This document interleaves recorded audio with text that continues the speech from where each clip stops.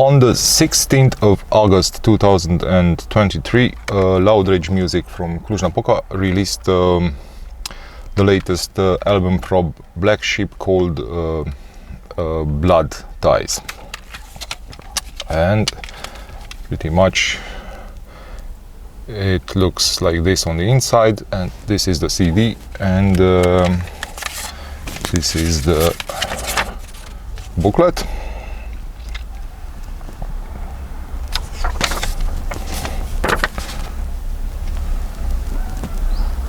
Good. The very first thing that you need to ask yourself before deciding whether to give this material a chance or not is, what kind of hypocrisy do you like? And you need to ask yourself the following brutal and honest question: what kind of hypocrisy do you like? If you like the old hypocrisy, I mean the hypocrisy of Penetralia, Osculum Obscenum and the Fourth Dimension, then maybe you should stay away from this one. And for death and roll purposes, you should go to Crack Up From The Ground, which in my opinion is the epitome of death and roll and the best death and roll material ever released on the market.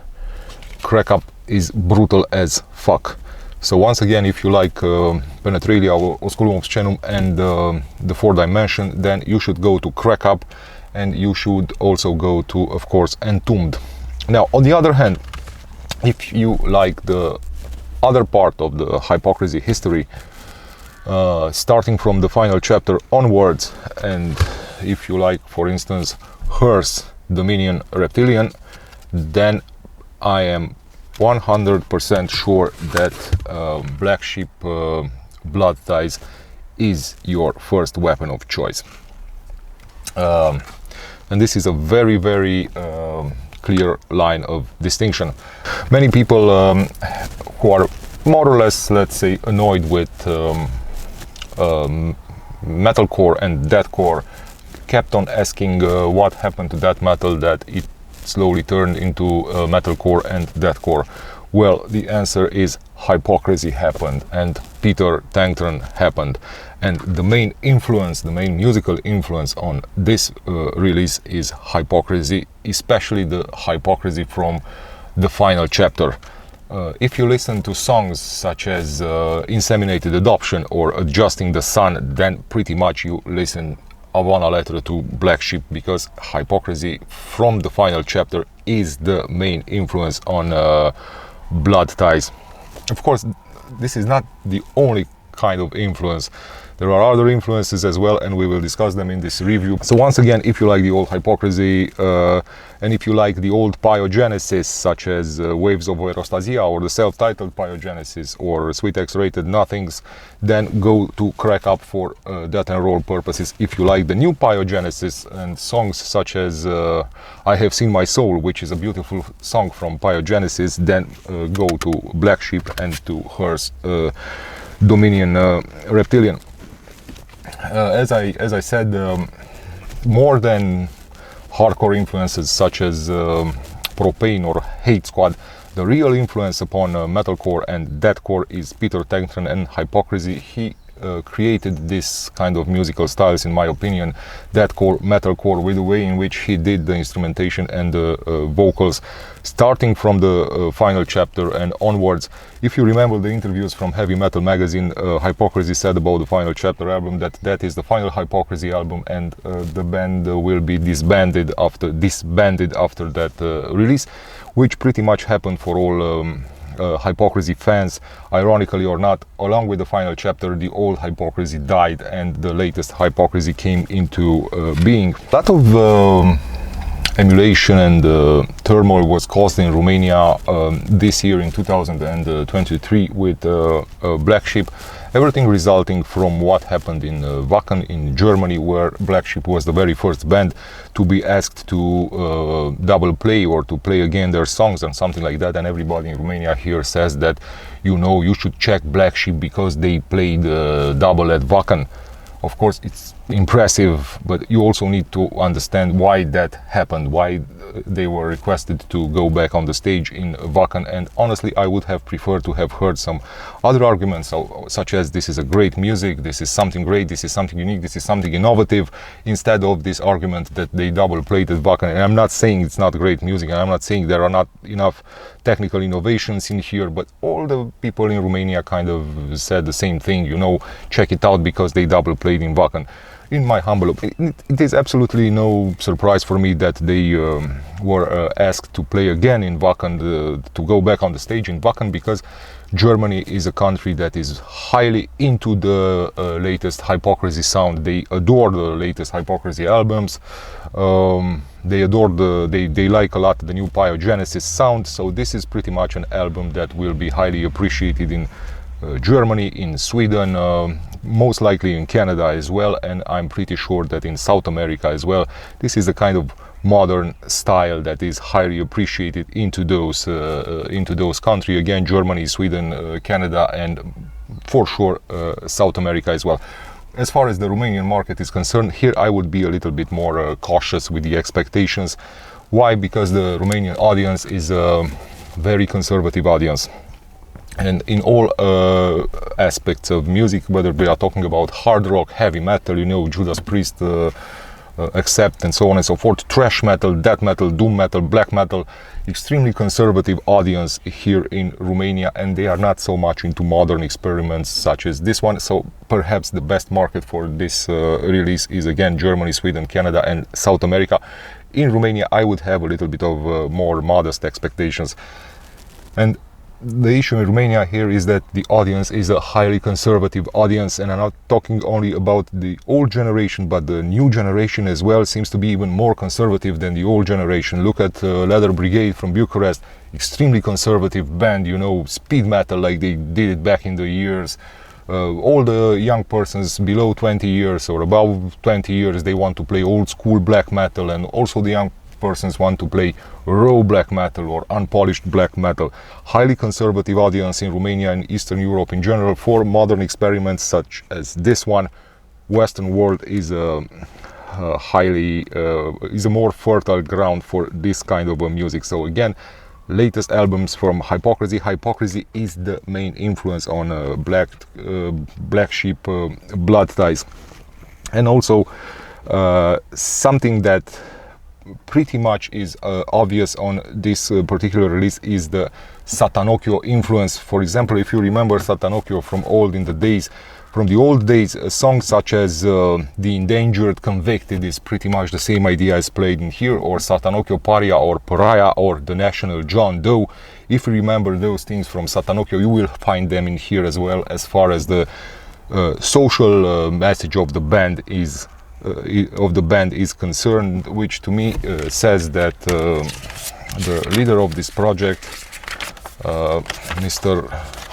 Liviu Gugui, for sure he's a person who collaborated at a certain point in the past with Satanocchio. I don't know if he played in Satanocchio himself, if he did the mastering, the re-editing version, or if he is just in the same group of friends with Satanocchio, but extreme similarities with the kind of message that Satanocchio brought to the table into the old days with The National John Doe, with Pariah, or if we start to analyze a little bit the material, and if you look at the way things are written on YouTube as well, when they write the logo of the band Blacksheep, they put black on YouTube, not in here, but on YouTube they put black in italics and in bold, sheep only in italics, and Bloodties only again in italics and in bold. So the suggestion in here is that of black Bloodties. And again, a lot of things like this happen, a lot of I don't know, hidden messages, a lot of double meaning of words, a lot of crosswords, puzzles, or crosswords, we call them rebus in Romania, and a lot of mind games, and they start with a cover and they never end. They go back to the instrumental parts, and each and every song is about mind games, crosswords, puzzles, double meanings of words and hidden messages, exactly as it was the case back in the days with Satanokyo as well. Now, the kind of attitude that this band has towards the listener is the following one: hey, you boy, come here, no? Let's see how smart you are. Did you get this? Did you get this? Do you understand what we implied in here? Do you get this? Do you get this in Romanian? Te prins? Now, of course, if you do it like this, it's interesting to do it in this fashion, but it may become a little bit tiresome to have this kind of attitude, and it may take a little bit of the edge off. It may attenuate a little bit of the aggression. So if you put it like this, you take a little bit of that edge off. And also in the cover, what we see here in the cover is a ram or an Aries half. It's a face that has to do with a lion, but also with a ram. So basically it's a character that is in between these two animal species, between ram and between lion, and according to his according to his decisions, he will turn into a lion or remain a ram. And we see a scale operated heart and some money. So this is about the price that basically you need to pay for how you live in this kind of society, and the heart weighs heavier. So basically, if you want money, if you choose a certain lifestyle for yourself, then you will do it with a heavy heart, because on the scale the heart is much heavier. And of course the three-dimensional glasses, some old school three-dimensional glasses, being a hint towards modern media and modern society, because they put those glasses on you and they flood you with information and after information, but it pretty much it's conclusive information. They already tell you how to think. The contemporary media and the contemporary institutions no longer present facts for the sake of facts.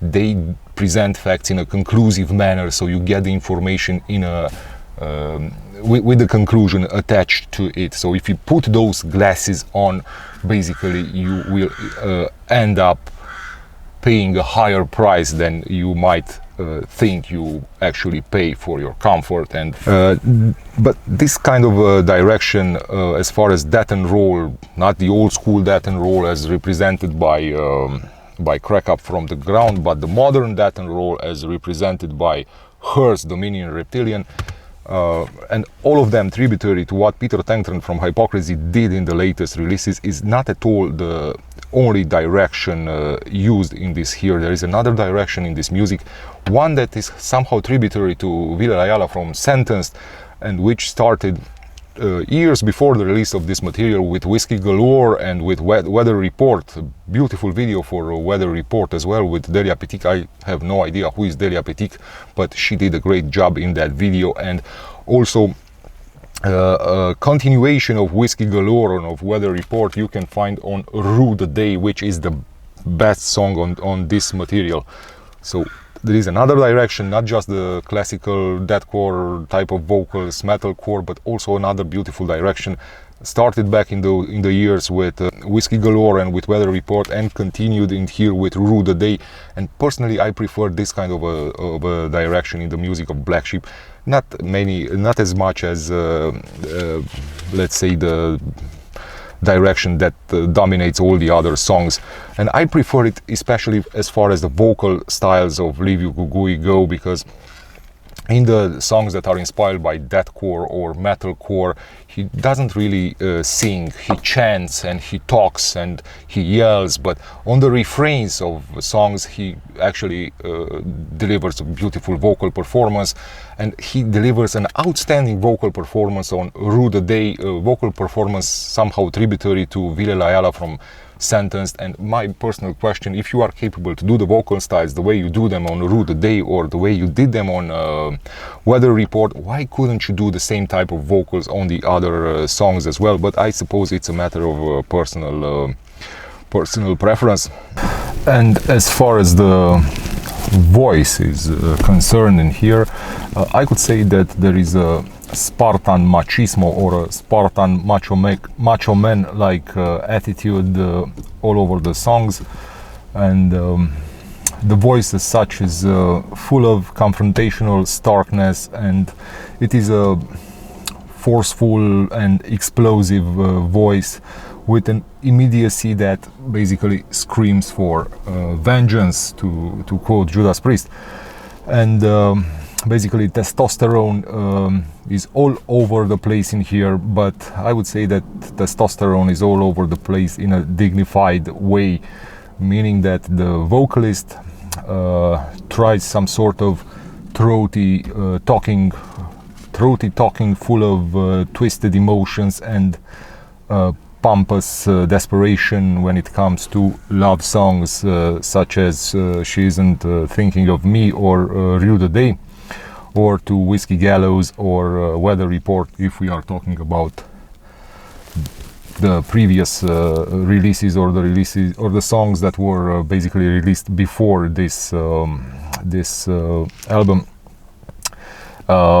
And in here, at the level of the voice, the despair is turned into refined anger, and you can sometimes feel how pain becomes you. And by means that, what I mean by pain becomes you, it applies in both senses. That is, pain fits you and pain incarnates itself into you. So at the level of the voice, the despair is turned into a refined anger, and you can feel that pain becomes you rather that you become pain. And basically what the vocalist is trying to do is to perform the vocal parts somehow in between Desultory, the album Bitterness, and Gorefest. Now, trying to perform the vocal styles between somewhere between Desultory and Gorefest may be quite an ambitious thing to try, and there is a very thin and treacherous line when you do that, and the trap, let's call it like this, is you may easily slip into deathcore or metalcore, which unfortunately often happens. And as I said, trying to perform the vocal style into the style of Desultory from Bitterness or into the style of Gorefest may be a treachery road to travel, and the risk is going to deathcore and metalcore. And if you go with the vocal style into deathcore or metalcore, the result is that the voice may sound rather mundane, rather like in rap or rapish. I fully understand the intention to go into the direction of Desultory and Gorefest, because I know Liviu Cugu is a very old school bona fide kind of music lover, but still in here kind of his vocal parts kind of slip into deathcore and into metalcore, despite the intention to play in the style of Desultory or of Gorefest. As far as the guitar parts are concerned, what I can say in here is that sometimes the riffs give an over melodic touch to the songs, but otherwise there are tasty technical gimmickry, or otherwise there is a tasty technical gimmickry which makes the songs more dimensional and much more interesting. And the guitars, I would say that they give an interlinked quality to the songs and a real relentlessness to all of the songs. And because of the way in which the guitars are performed, the songs have rockability.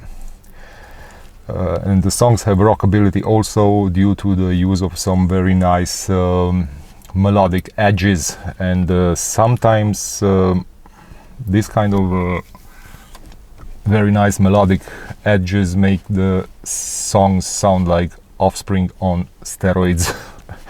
But anyway, a very interesting and perhaps laudatory aspect that needs to be taken into consideration regarding the guitars is that the guitars are very clean inside the lyrics. So when the lyrics are being performed, you hear some very clean guitars, and the guitars are inserted into the lyrics in a very clear fashion. The drums basically maximize certain fills on the guitars, such as it happens on the song She Isn't Thinking of Me, when we can hear a blizzard of blast beats. And that was actually a very interesting technical idea on this song She Isn't Thinking of Me, and those blast beats are pretty much the salt and the pepper perhaps on the whole album. And perhaps She Isn't Thinking of Me may be a song that is equally that is as good as Rue the Day. Very tight competition between She Isn't Thinking of Me and Rue the Day. And generally speaking, the drums are tailored so as to fit the sound and so as to help the vocalist kick down the door, and also the drums help the songs remain inside your mental map.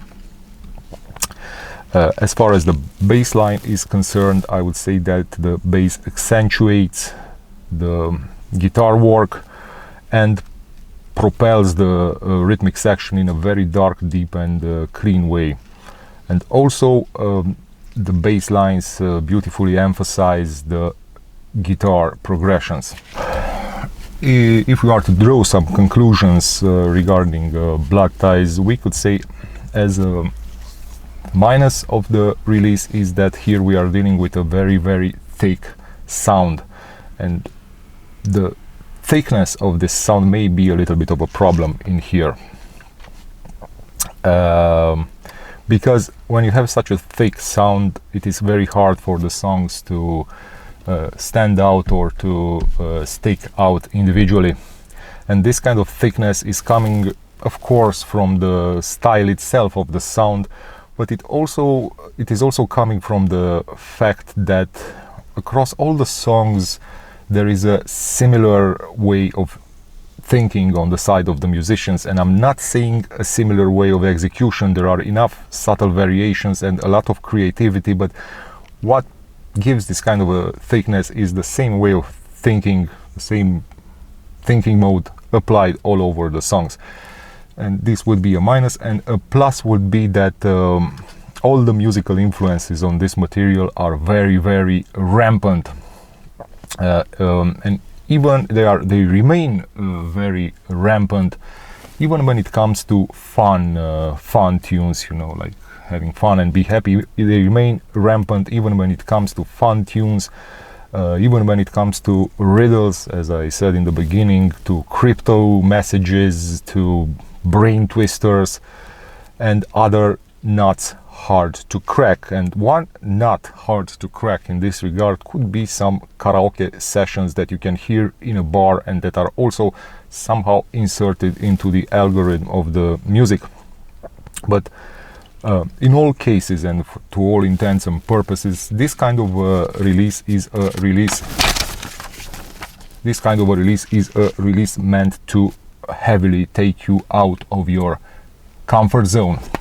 And also what Bloodties does, to summarize it a little bit, is that it brings a new feeling to the local scene. It basically broadens the sound of the local scene. And how it brings a new feeling to the local scene and how it broadens the sound of the local scene is that it does so by means of some very well executed fusions, which allow the music to speak for itself. And to allow the music to speak for itself is actually a very courageous thing to do on the side of the musicians. And apart from the well-executed fusions, I would also say that it has some beautifully introspective mid-sections, that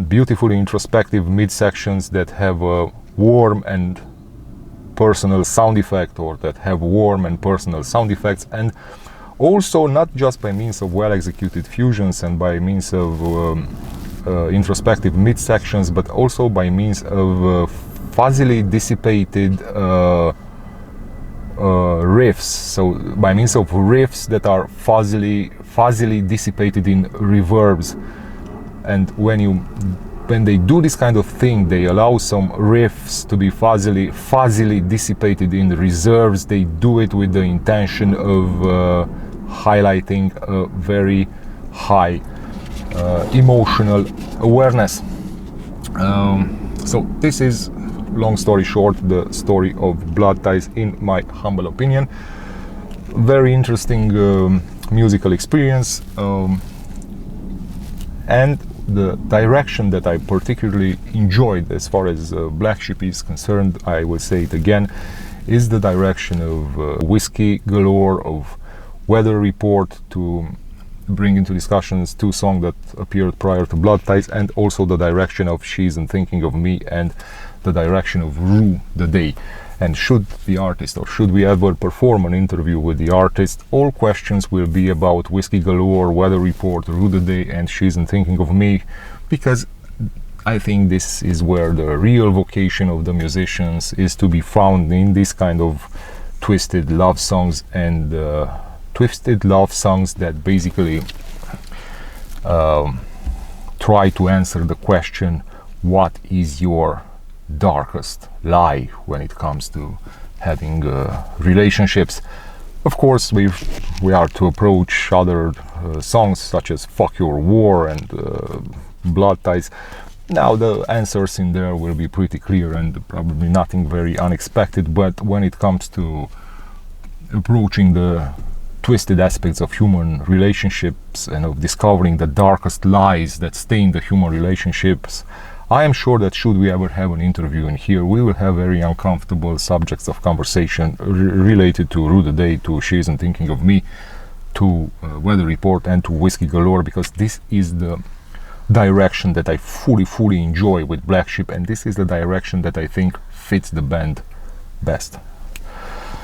Final mark in this case, 8.5. Thank you so much.